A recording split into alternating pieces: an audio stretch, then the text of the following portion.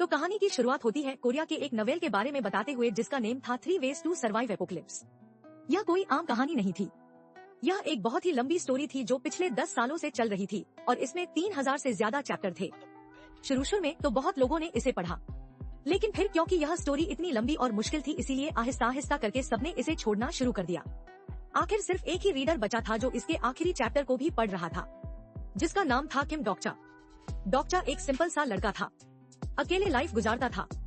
Middle school से अब तक जब भी उसकी लाइफ में प्रॉब्लम्स आई थी, चाहे वो स्कूल की बुलिंग थी या कॉलेज की कोई प्रॉब्लम या फिर जॉब का स्ट्रेस, इस नोवेल ने उसका हौसला बढ़ाया था। इस नोवेल की कहानी एक हीरो के बारे में थी जिसका नाम था योर जॉन हयोक। जॉन हयोक के पास एक पावर थी रिग्रेशन की, मतलब वो मरने के बाद वापस टाइम में पीछे जा सकता था ताकि वो दुनिया को तबाही से बचा सके। के रुक जा को ये स्टोरी इसलिए पसंद थी क्योंकि जॉन हयोक का स्ट्रगल उसे हिम्मत देता था अपनी बोरिंग लाइफ में सरवाइव करने की। जिस दिन यह नोवेल खत्म होने वाला था, रुकचा सबवे में था, अपने ऑफिस से घर जा रहा था। उसने जब यह आखिरी चैप्टर पढ़ा तो उसे थोड़ा दुख हुआ क्योंकि इसकी एंडिंग बहुत ही हारिश थी। सिर्फ हीरो ही जिंदा बचा था, बाकी सब मर गए थे। टोकजा को इसकी एंडिंग पर इतना ज्यादा गुस्सा था कि उसने ऑथर को कमेंट ही लिख डाला कि यह इंतहा की बकवास एंडिंग। हैरानी की बात यह कि ऑथर ने रिप्लाई भी किया और उसे थैंक यू बोला। साथ में उसे यह भी कहा कि तुम ही एक वजह थी जिसकी वजह से मैं यह नोवेल कंप्लीट कर पाया।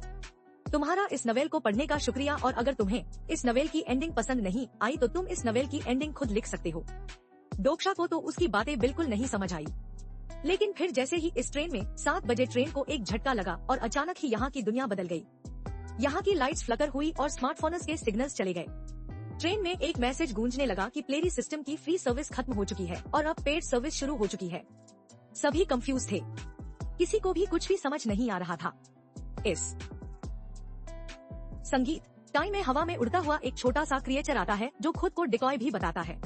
नोवेल पढ़ने की वजह से डोक्जा इस क्रिएचर के बारे में जानता था।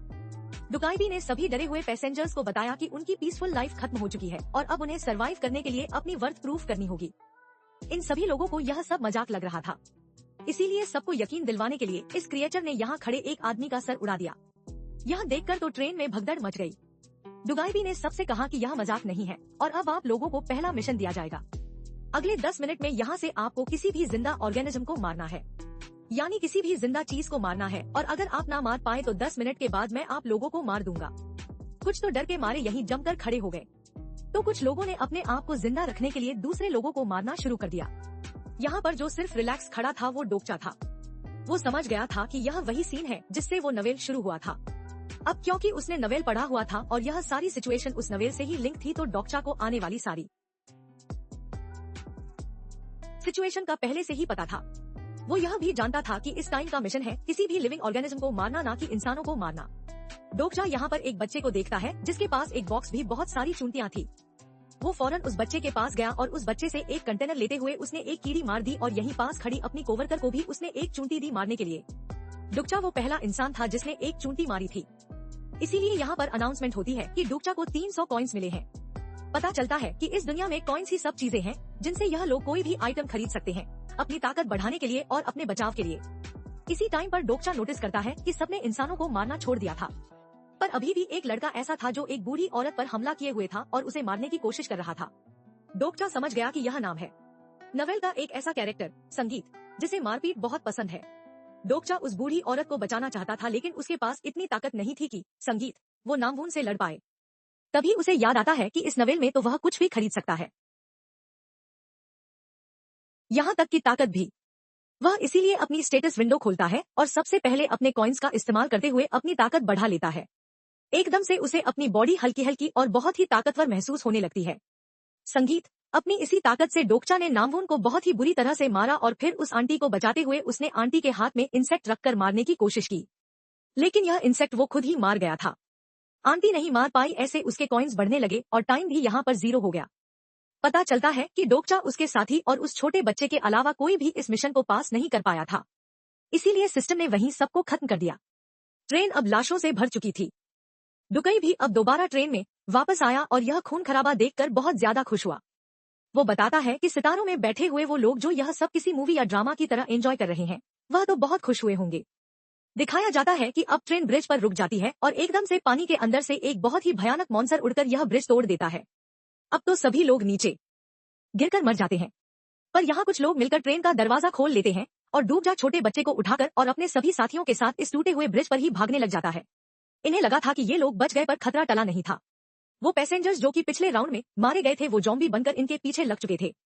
इन्हें तो लगा कि यह लोग मर जाएंगे, लेकिन तभी डॉक्टर ने पीछे देखा। जॉन ह्यूक जो कि नोवेल का मेन हीरो था, वह बड़ी आसानी से इन सारे ज़ॉम्बीज से लड़ रहा था।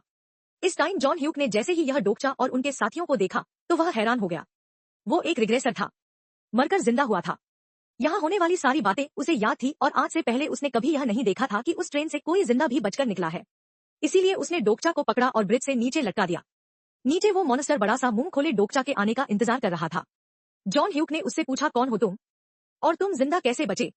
डोक्चा सच तो नहीं बता सकता था कि वो बाहर की दुनिया से नोवेल में आया है, इसीलिए वो झूठ बोल देता है कि उसके पास प्रोफेसी यानी फ्यूचर देखने की ताकत है और उसी का इस्तेमाल करते हुए वो बच निकला है। डोक्चा कहता है, अच्छा अगर ऐसे की बात है तो अपनी पावर्स के जरिए जरा इस मॉन्स्टर से तो बच कर दिखाओ। यह कहते ही वो डोक्चा को मॉन्स्टर के मुंह में फेंक देता है। डोक्चा सीधा जाकर मॉन्स्टर के पेट में गिरा।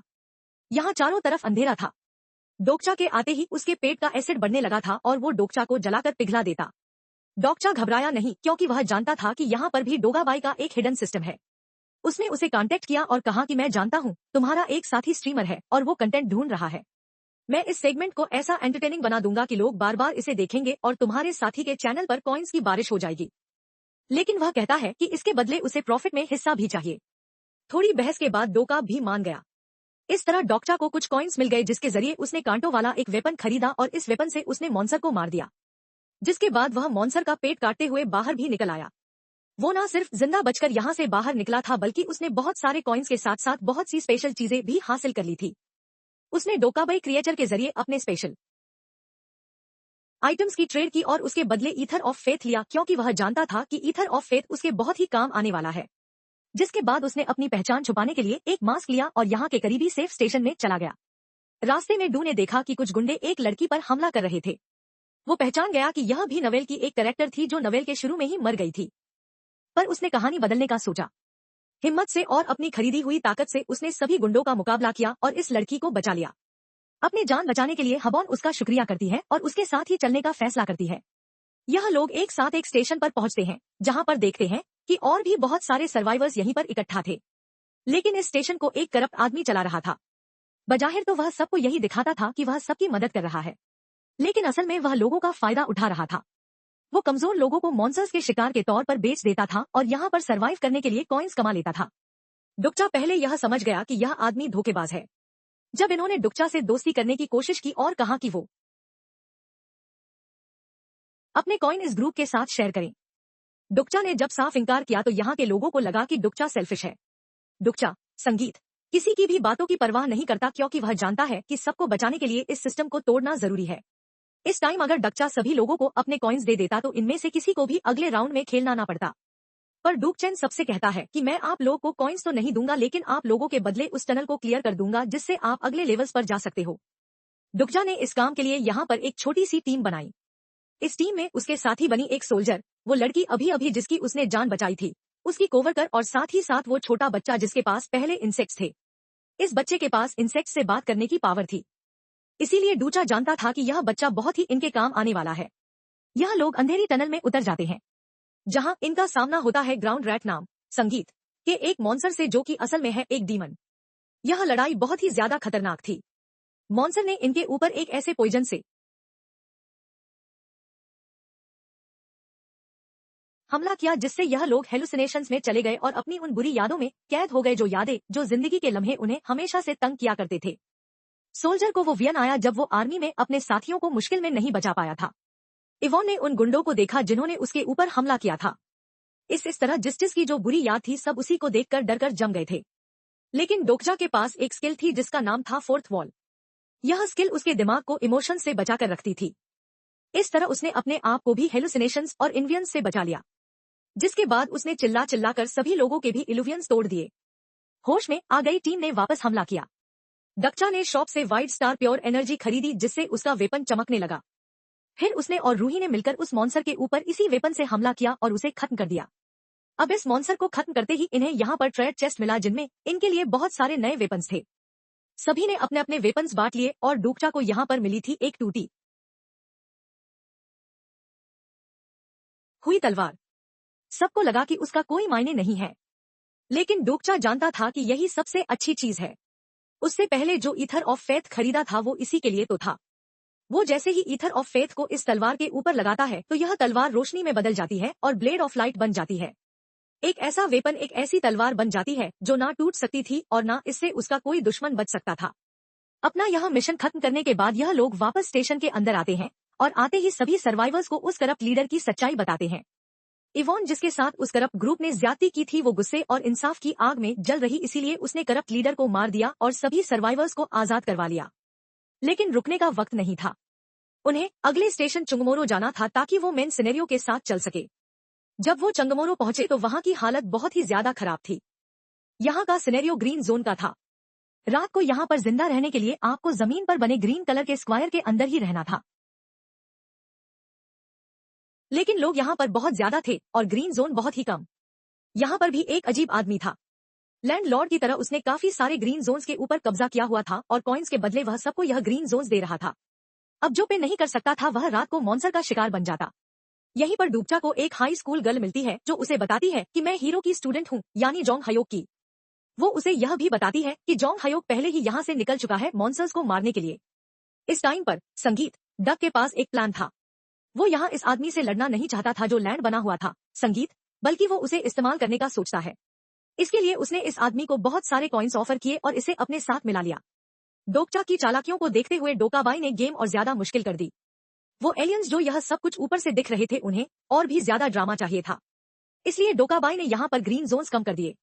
यह एक चाल थी ताकि लोग एक दूसरे को मारे। इस टाइम पर लोग इसलिए भी ज्यादा घबरा गए क्योंकि जिस टाइम पर ग्रीन जोन बदला था ठीक उसी टाइम पर मॉन्स्टर्स ने हमला कर दिया था। सीधी सीधी चीटिंग थी यह। डोकटा को यहाँ पर समझ आया कि सरवाइव करने का रास्ता ग्रीन जोन के लिए लड़ना नहीं बल्कि उस ग्रीन जोन को डिस्ट्रॉय करना है। अगर जोन नहीं रहेगा तो गेम के रूल्स टूट जाएंगे और गेम रुक जाएगी। लेकिन यह काम था बहुत रिस्की। यह आइडिया उसे इतना खास नहीं लगता और अब वो मॉन्स्टर की तरफ देखता है। वो सोचता है कि अगर वो इन मॉन्स्टर्स के बॉस को ही मार दे तो यह सिनेरियो बहुत ही ज्यादा जल्दी खत्म हो जाएगा। लेकिन यहाँ का बॉस इन सारे मॉन्स्टर्स की क्वीन कोई मामूली मॉन्स्टर नहीं थी, वो एक भयानक ड्रैगन थी। ओरिजिनल नवेल में यह वो मोड़ था जहाँ हीरो जॉन हयोक अक्सर मर जाया करता था और फिर उसे टाइम में वापस पीछे जाना पड़ता था और पहले राउंड से शुरू करना पड़ता था। यह सब याद करते हुए डुकजा को समझ आता है कि अगर इस लेवल पर आकर जॉन हयोक मर गया तो दुनिया रिसेट हो जाएगी और डूग और उसके सारे दोस्त मर जाएंगे, गायब हो जाएंगे। इसीलिए उसे जॉन हयोक को बचाना ही होगा ताकि यह लोग इस गेम के सारे लेवल्स को पार करके अपनी दुनिया में वापस जा सकें। डोकचा अपनी टीम को लेकर इसीलिए टेंशन में घुस गया। जहां जाकर उसने देखा कि जॉन हयोक उस बहुत ही बड़े ड्रैगन से अकेला लड़ा था और हार रहा था। अब तो वो ड्रैगन जोंग हयोक पर भारी भी पड़ने लगा था क्योंकि जोंग हयोक थक भी चुका था और बहुत ज्यादा जख्मी भी था। वो लगभग लाइफ रिस्टार्ट ही करने वाला था। लेकिन तभी डोकचा चिल्लाया और उसने कहा, तुमने हार नहीं माननी जोंग। यह देखकर गुस्से में ड्रैगन ने आग उगली, लेकिन डोकचा ने एक आइटम खाया जिससे उसने सारी आग को चूस लिया और वह बच गया। उसने अब ड्रैगन पर हमला किया और फिर बाकी साथियों को भी अपना साथ देने को कहा। डोकचा पर भरोसा करते हुए उन्होंने परफेक्ट टाइमिंग के साथ हमला किया। सोल्जर ने पहले अपनी शील्ड से ड्रैगन के हमले को रोका। फिर डुगजा की कोरकर ने अपने मैजिकल थ्रेड से ड्रैगन को अच्छी तरह जकड़ लिया। फिर फाइटर लड़की ने उड़ते हुए ड्रैगन की पीठ पर छलांग लगाई। वो बार बार ऊपर से इस ड्रैगन को मारना चाह रही थी लेकिन नाकाम हो रही थी। टोंग हयोक दूर खड़ा यह सब कुछ देख रहा था। उसने काफी पहले ही हिम्मत हार दी पर अब यह सब देखते हुए उसके अंदर दोबारा हिम्मत आती है और वो खड़ा हो जाता है और अपनी तलवार उठाए आगे बढ़ता है। डोकचा जिसने पहले ही नवेल पढ़ा हुआ था वो जानता था कि ड्रैगन के सीने के अंदर एक कोर छुपा हुआ है और ड्रैगन को मारने के लिए इन्हें उसी कोर को तोड़ना होगा। लेकिन डूचा यह भी जानता था कि जैसे ही वो उस कोर को तोड़ेगा यहाँ पर एक बहुत ही बुरा ब्लास्ट होगा और इस ब्लास्ट में उस इंसान की मौत पक्की होगी जिसने वो कोर तोड़ा होगा। नवेल में हमेशा हीरो जॉन हयो किसी साथी की कुर्बानी देता था, लेकिन डुकचा को तो यह एंडिंग पसंद नहीं आई थी कि एक हीरो अपने आप को बचाने के लिए अपने साथियों को मरवाते। यही एंडिंग तो उसे बदलनी थी। उसने फैसला किया कि डुकचा की जगह वो अच्छा हीरो बनेगा। अपने साथियों को बचाने के लिए वो खुद सैक्रिफाइस देगा और यही हीरो वाला एक्ट है। यही फैसला करते हुए वो फौरन ड्रैगन की तरफ भागा और उसने अपनी ब्लेड ऑफ लाइट उस ड्रैगन के सीने के अंदर घुसा दी और उसके कोर संगीत को तोड़ दिया। ड्रैगन जोर से चिल्लाया और एक तेज रोशनी के साथ धमाके ने उन सबको घेर लिया। जॉनी योग बहुत ही हैरानी से यह सब कुछ देखता रहा जबकि डूबचा उस रोशनी में ही कहीं गायब हो गया। ड्रैगन यहाँ पर राख बन गया और यह सिनेरियो, यह लेवल यहीं पर कंप्लीट हो गया। ड्रैगन के मरने के बाद इन्हें तो जीत का जश्न मनाना चाहिए था, लेकिन यह सब लोग दुख में टूट गए थे क्योंकि एक पल को इनको लगा कि डूबचा मर गया है। सारी टीम रोने लगी थी, लेकिन तभी धूल हटी यहाँ से और डूबचा इन्हें चलता हुआ दिखाई दिया कि नहीं, वो जिंदा था। अब यहाँ पर हमें ट्विस्ट रिवील संगीत होता है कि अपने आप को बचाने के लिए उसने पहले मिले हुए एक रिवॉर्ड का यूज किया था जिसका नाम था किंग ऑफ नो किलिंग, और उसी रिवॉर्ड की वजह से वो मरकर भी जिंदा हो गया था। चकहक बहुत ही हैरानी से अब डूबचा को देख रहा था। उसके लिए यह अनजान आदमी था। पहली मर्तबा उसने इस कहानी में इस आदमी को देखा था और यह आदमी उससे भी बहुत ज्यादा अच्छा था। यह लड़का फ्यूचर भी पहले से जानता था और इस कहानी को खत्म करने के लिए उसने अपने किसी साथी की कुर्बानी नहीं ली। उसने अपने आप को कुर्बान करने का फैसला किया। वो जानते थे कि अभी गेम खत्म नहीं हुई, आगे के कुछ लेवल और सिनेरियो शायद इससे भी ज्यादा मुश्किल हो, लेकिन यह जानते थे कि यह एक ग्रुप है और टीम वर्क करके यह लोग जीत कर ही इस नॉवेल से निकलेंगे। ऐसे ही डूबजा और उसके पूरे ग्रुप को दिखाते हुए यह मूवी संगीत